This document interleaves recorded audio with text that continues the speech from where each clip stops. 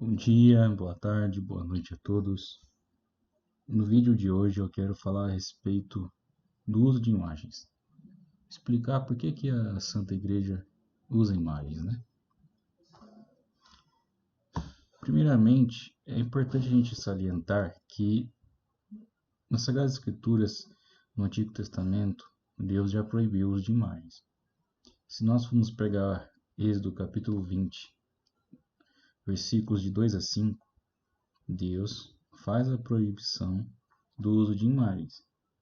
Logo após ele tirar o povo do exílio do faraó, no caminho da terra prometida, ele proíbe o povo de Israel de criar imagens. Ele proíbe o povo de Deus de criar imagens, seja de animais, de anjos, de coisas que estão no céu, na terra. Mas por que Deus proibiu, né? Por que Deus proibiu o uso de imagens? Deus proibiu porque, ao mesmo tempo, vindo do exílio do Egito, da escravidão do Egito, os egípcios possuíam deuses falsos que eram humanoides, corpo de humano com cabeça de gavião, de cachorro, de animais. E muitas vezes, por ter convivido tanto tempo com esses deuses falsos, com essas falsas doutrinas, o povo de Deus poderia cair na tentação de adorar outros deuses, e não o Deus de Israel, o Deus verdadeiro, não Yahvé. Então, Deus proibiu para purificar o seu povo de toda aquela, digamos assim, de toda aquela contaminação que o povo passou, estando tanto tempo escravizado pelo povo do Egito, pelo faraó. Tanto é que Deus, em outras ocasiões, ele pediu para fazer imagem. Se formos pegar o livro de Êxodo, capítulo 25, versículo 16 a 20, Deus pede para colocar querubins na Arca da Aliança. Mas como que Deus pede para colocar querubins se antes ele tinha pedido para não fazer imagens de nada que está no céu? Ou seja, dos anjos. Não era para fazer. Por que isso mudou de uma hora para outra?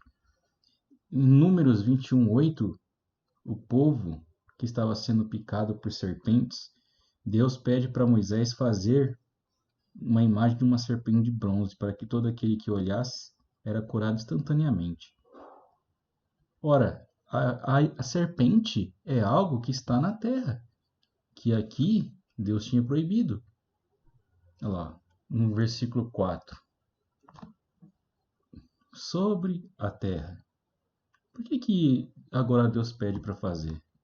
Será que Deus, assim como ele que habitava no templo de Salomão, e no templo havia imagens de leões, de bois e de querubins, será que Deus entrou em contradição?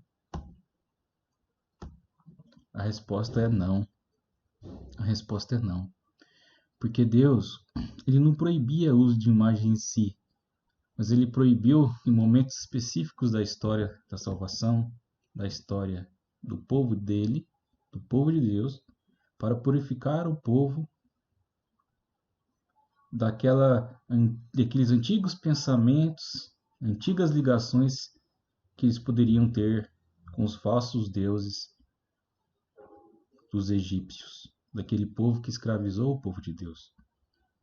Salomão fez imagens no templo. Deus pediu para fazer imagens de querubins na arca. Deus pediu para fazer a serpente de bronze. E a Santa Igreja, desde o primeiro século, nas catacumbas do século I, do século II, do século III, era muito comum você ver imagens de Jesus e de Maria sendo retratada nas paredes das catacumbas. Por quê? Porque Jesus Cristo, ele é a imagem do Deus. São Paulo diz que Jesus é a imagem visível do Deus invisível. Se Jesus Cristo é a imagem visível do Deus invisível, Jesus Cristo, ele que se apresentou na nossa carne e osso, tendo um rosto, tendo um semblante, tendo uma forma, podemos se apresentar pela tradição da igreja todos aqueles que viram ele, os apóstolos. E depois os apóstolos falaram para os bispos, que foram passando de tradição a tradição, como que era a fisionomia do Senhor Jesus, como que era a fisionomia da Virgem Maria, como que eram os próprios apóstolos, suas fisionomias, a gente pode representar.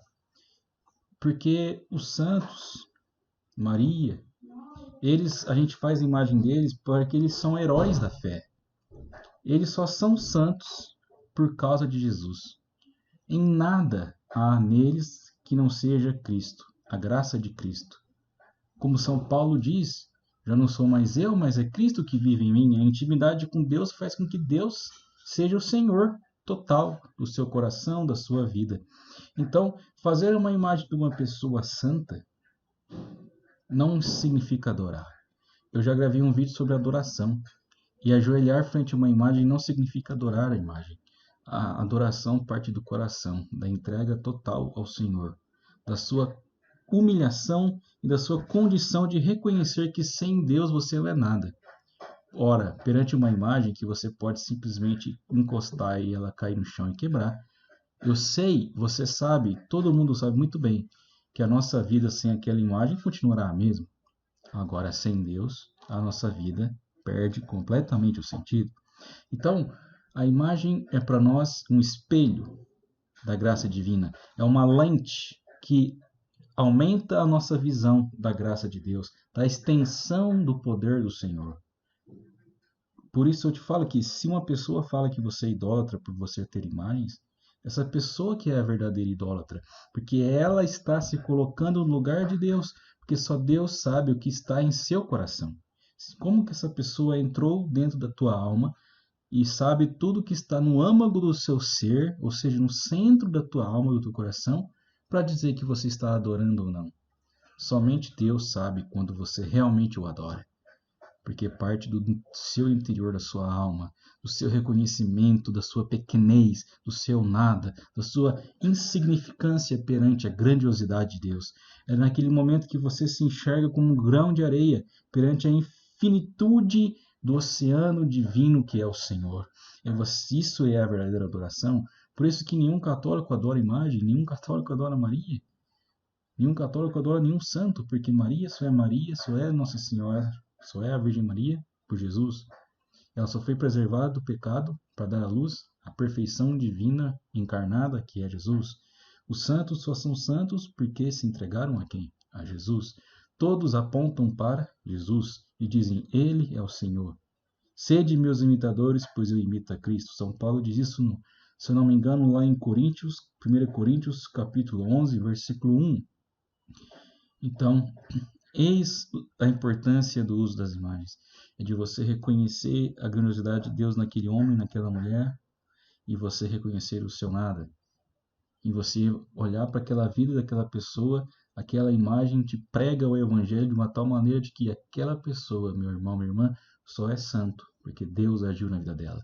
E quando você procura estudar a vida dela e entender as virtudes dela, o que ela fez para Deus agir na vida dela, você está se santificando, você está se tornando mais semelhante a Cristo, um verdadeiro cristão.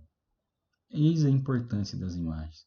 As imagens não vendam os nossos olhos, mas elas são como lentes que melhoram a nossa visão de Cristo, que às vezes parece que está tão longe de nós, mas quando a gente vê a maneira que ele agiu na vida de tantos e tantas, de tantos irmãos e irmãs, os nossos olhos enchem de alegria, nosso coração enche de alegria, e nossos olhos enxergam de maneira mais linda a graça de Deus.